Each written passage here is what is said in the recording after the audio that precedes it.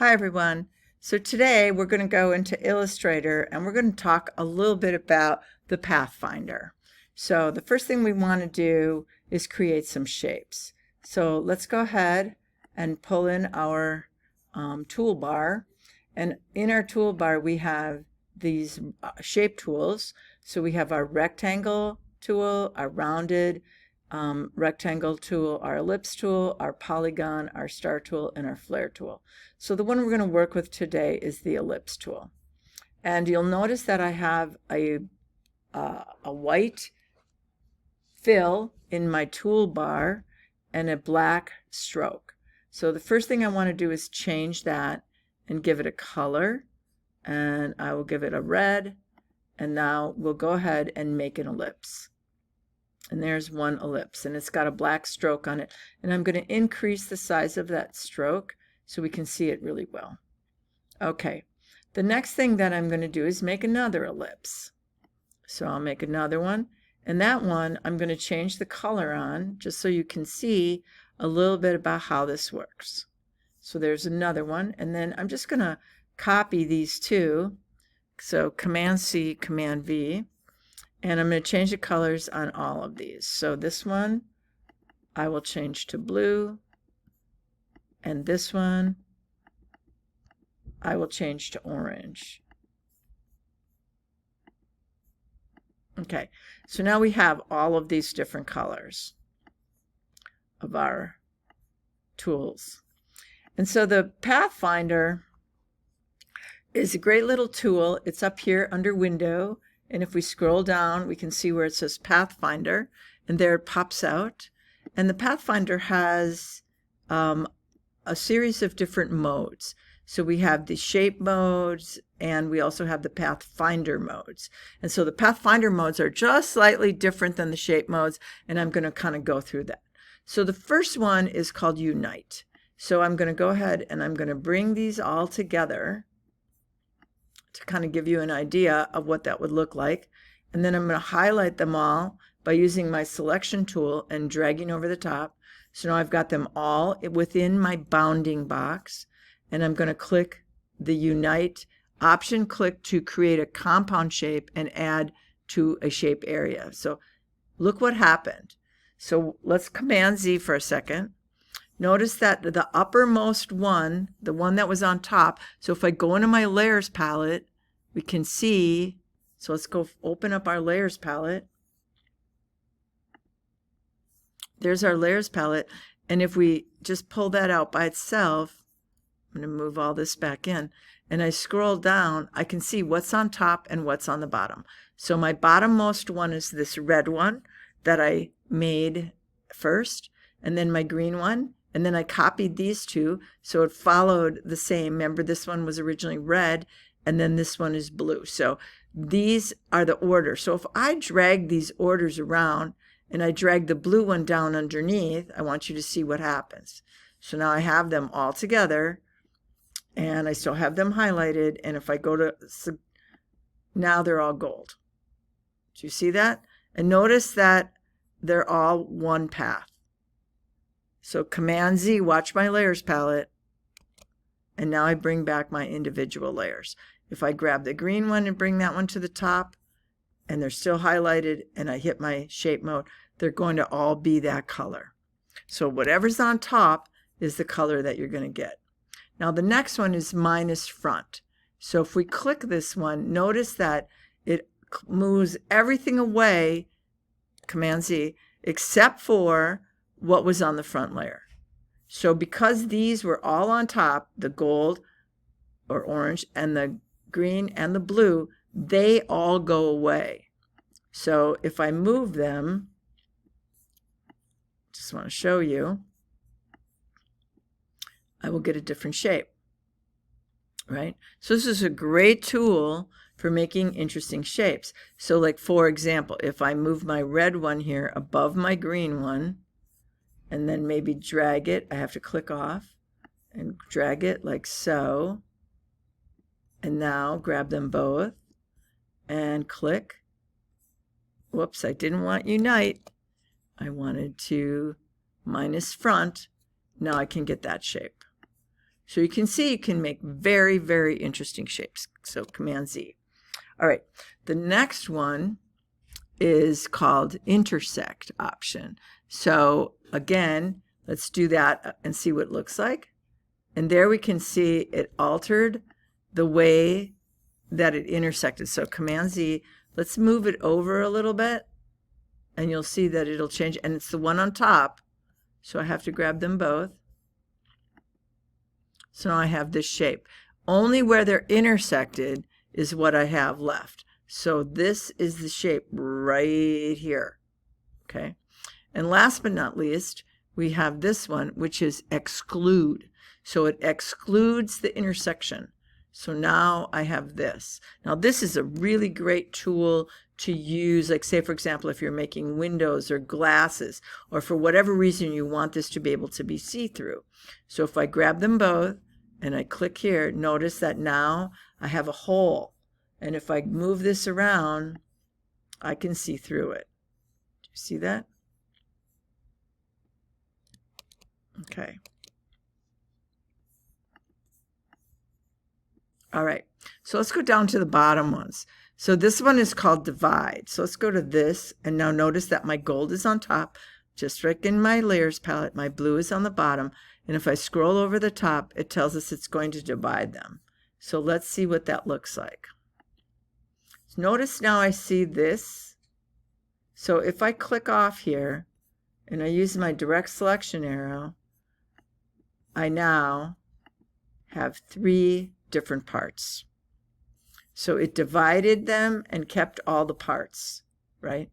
So this is a great object for, a great tool for making, you know, patterns and things like that. There's other uses for it too, I'm sure. So we'll go back to our selection tool. Notice it remembered that I had these 2 selected, so they're still selected. If I scroll over the top, this one is trim. So now, what do I have? Well, let's go back.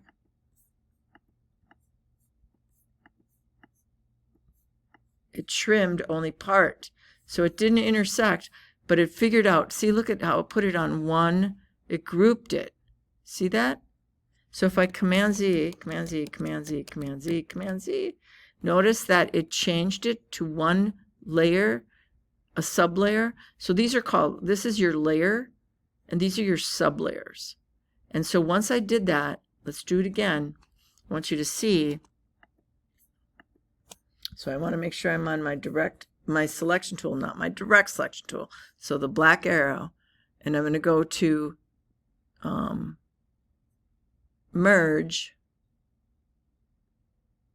No, actually I want to go to trim. Now notice that I have another sublayer in my menu bar. So if I come down here, I can see the 2 shapes. So my twirl down shows me that this is a group. If I go back up and I pull this just for the heck of it. So see how I can get my double-sided arrow? Maybe. I want to, there we go. Now I can see the whole word. See, it says group. Now I could change this word just like you can in the layers palette. So I could call this gold and blue eclipse or something like that, right? But I can change these as I make them. Now if I scroll down, notice it just says path and path, ellipse and ellipse, right? So if I go back, I'll just Command Z, Command Z. Now see, it took the name away that I had made. So really important. Okay, and last but not least, let's move on. We'll go to merge. And now, if I scroll down, notice there we are. We just did that. Sorry, my bad. Now we'll go to this one, which is crop. So I got a Command Z. So I go back to our original state. I want to go back to our original state. And we will go to crop.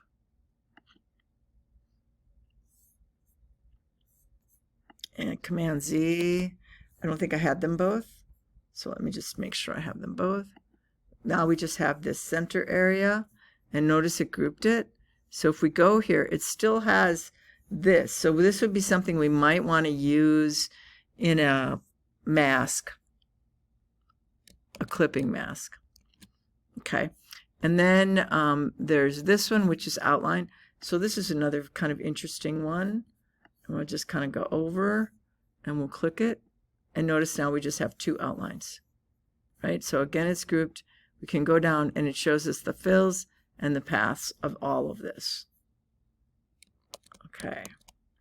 And last but not least, we have minus back. So remember, this was minus front. Now we have minus back.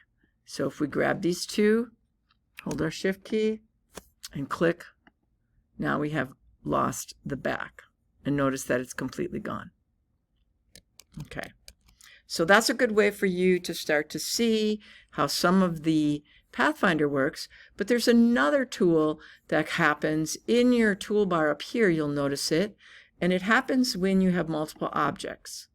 And so if we go up to Window, we can see that there's this tool. It's called Align. So if I click on that, it looks the same as what I see up here.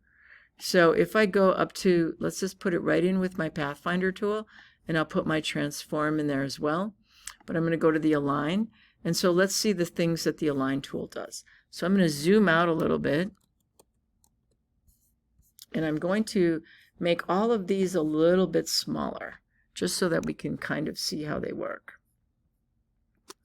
Okay, so there's our different shapes, and I'm kind of going to put them sort of randomly in this shape space.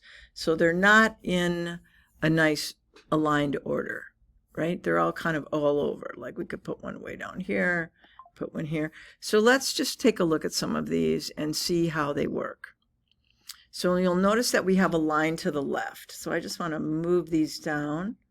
And now if I grab them all and I click Align to the left, right? So this is horizontal align left.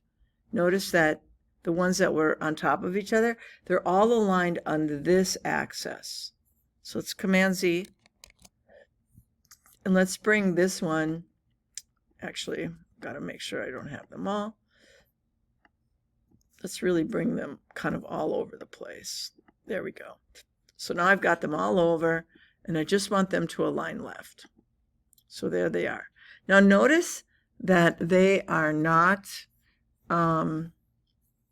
equal, right?